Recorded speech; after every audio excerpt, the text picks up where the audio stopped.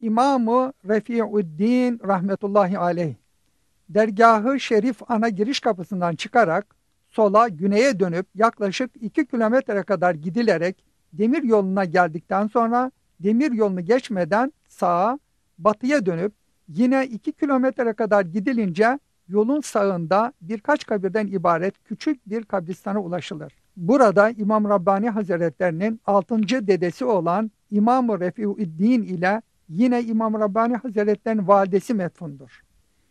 İmam Rabbani'nin 14. dedesi Şihabuddin Ali Ferruh Şah, Gaznevi sultanlarının Kabil valisiydi. Gaznevi hükümeti yıkılınca Kabil'de hükümet reisi oldu.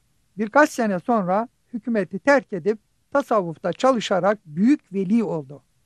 Mahdumu Cihaniyan Seyyid Celalüddin Buhari, Buhara'dan Hindistan'a gelirken damadı ve halifesi olan İmam-ı Refi'üddin'i beraberinde getirdi.